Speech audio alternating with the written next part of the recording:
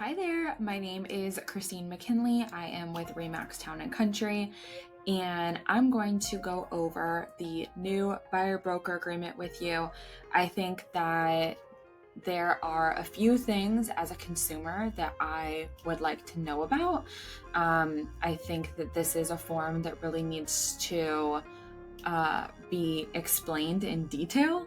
And not every agent is going to take the time to really break it down for you. But this is a very, very, very important document as a buyer. In the past, this was not necessary, but as of August 17th, 2024, this is a necessary document that you will have to sign with the agent that is showing you any house. You have to sign this before you even step into that house. The only ways around that is one, if you go to an open house, or two, if you contact the listing agent directly. But anything outside of that, a broker will ask you, a realtor will ask you to sign this. So if you are thinking about buying a house, this form is something that you're going to want to know.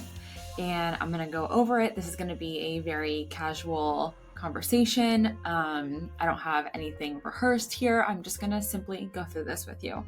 I'm going to break it down for you as if you are my client.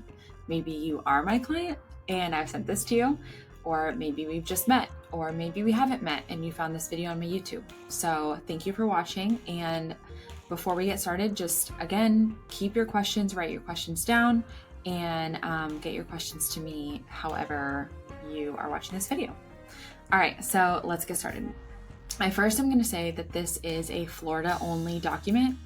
If you're in another state, this may not pertain to you, although it might be similar. Every state is going to have different documents. So ours, thankfully, is only 2 pages.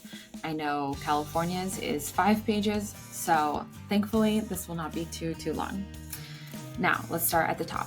So just like any agreement, this is going to be between, 2 parties, however many parties. So your name will go here as the consumer, and then my brokerage, Remax Town and Country, will go here, right?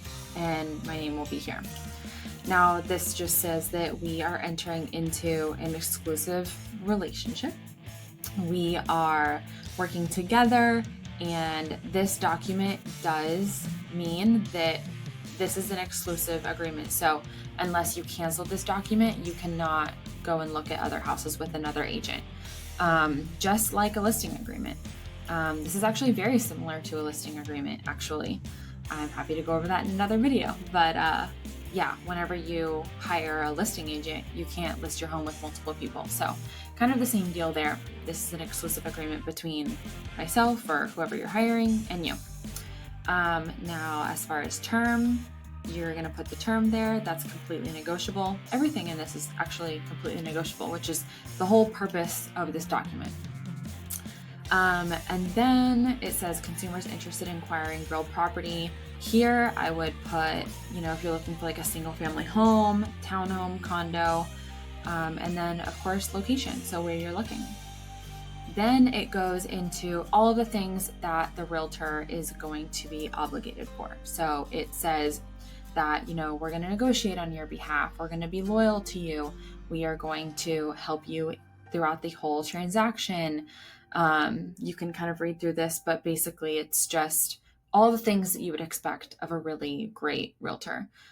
So I like that this is in writing because before it wasn't really in writing. And if you were to go into contract with an agent and they didn't really uphold their values or what they agreed upon, now you can refer back to this document and say, hey, you agreed to this, you agreed to do all these things for me.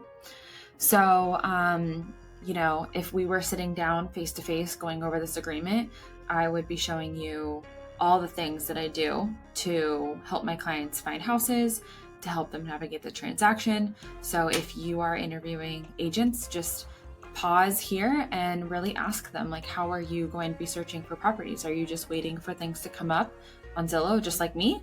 That wouldn't be adding much value to what you're already doing. So this is a really good time to stop and pause and just ask whoever you're sitting down with, whoever you're considering signing this with, is are you doing something that's going to be, really valuable to me? All right. So next section is the consumer obligations. So this is just keeping your realtor informed, getting pre-approved, just going along with the process once you find a house. So paying for the inspection, of course, paying for the appraisal if you're going to have a lender, just keeping your agent informed, letting them know if you're going to an open house, letting them know what properties you're interested in. That way that they can get all the information for it. And I mean, I think that this part's a little bit less important than the broker obligations. And again, just, being available to meet for showings, responding to messages, emails, text messages, what have you. So again, that is kind of a given there. Now, this is the part, I don't really have an issue with all of that. This is the part that gets a little tricky. And again, just as a consumer, I'm kind of looking at this as if I were a consumer and I was having to sign this. This is where I would start to ask a few questions. So the retainer, a non-refundable retainer fee. For me, I would only be comfortable if that number was 0 or really low. Maybe you don't have a problem with a retainer. I would just put 0. I mean, in the past, an agent never had a retainer. That's never been a thing. So again, everyone's going to do their business differently. My number here is going to be 0.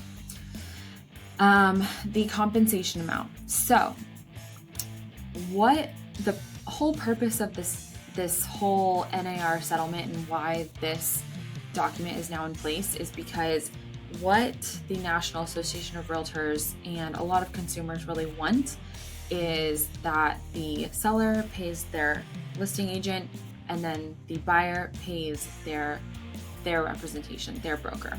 So that's kind of the ideal situation. That's what their ideal situation is. In the past, the seller paid for all commissions. They paid for the seller commission and they paid for the buyer commission. So they're trying to break that up and make it completely separate, right? Which I get it, that kind of makes sense. But, not a lot of people can afford to pay their agent on top of moving fees, closing costs, down payment, inspections, all that good stuff. So a lot of this is completely negotiable. Now, with that being said, you still have to write something into this field. So the way that it works is that an agent will write in a number that they want to get paid right here. I don't think I'm legally allowed to say amounts, but I'm just going to say, this number is usually between 2 and 3 bananas. Okay? With me here? So now this number is usually between 2 and 3 bananas. That has been the running banana count for as long as I've been in the business, as long as Denise has been in the business. So, over 30 years. Now that agent is going to write that in here. The ideal scenario in my mind is that the buyers will never have to pay this amount. This is a negotiated amount that either the buyer can pay, the seller can pay, or it can be a mix of the two. So whenever your agent is writing offers, in my opinion, because I am the agent here, they should request, try and negotiate that the seller pays this amount. Now, if in this amount you have 3 bananas written, that is what the agent is going to be expected to be paid. So in your offer is going to say, hi, I'm going to give you $500,000 and a credit to my agent for 3 bananas. The seller at that point can come back and go, well, I like your price, but at this time I'm only paying 2 bananas. So at that point, you and your agent have to have a conversation. Is your agent okay to get paid 2 bananas, even though your agreement says 3 bananas? Or are you as the buyer going to make up the difference between 2 and 3 bananas? So you're going to have to pay your agent 1 banana. Hope you're following along here. So that is the compensation portion of this. The next part is the lease. That is if you do leases. I personally do not do leases, so I don't know anything about this. I just put NA because, again, this is for people who are purchasing. So I'm going to skip past that. The protection period. So this is a good field for especially agents. Basically, if I show you a house and then we are, this document expires or it's canceled, well, within 30 days after that, if you decide to go back to that property and purchase that property, then your agent that you signed this with would still get paid. They showed you the house. I feel like that's only fair. Next is conditional termination. So basically, if you decide not to work with that agent. Now, I think that this is really, really important because a lot of agents will put in here, 1% of the purchase price or $1,000 or $500. So really make sure that you're comfortable with this number because this is a legal document and you are signing it. So just make sure that this is something that you've really read over. For me, again, just like in our listing agreements, I'm going to put 0. I don't want anyone to work with me if they don't want to work with me. That has never happened before, but I can't think of a more unpleasant thing. So not only do you not like working with that agent, but then you have to pay them because you don't like working with that agent. It just doesn't make sense to me. So make sure that you're really looking over this. I think that that's important. And then paragraph 10 here, we're almost done, is dispute resolution. So here they exactly the same thing as the listing agreements. They do arbitration and mediation. So that would be how things are resolved if anything were to happen. And then really the rest just talks about how the brokerage relationship, the broker will act as a transaction broker. And basically in the state of Florida, I think this is a nationwide thing. What that means is that you can represent both sides of the transaction. So as a listing agent, if I sign as a transaction broker, that basically means that you can also be my buyer if that works for you. Again, this is a big conversation that you'll have to have with your agent. So are you okay with your agent also having the listing?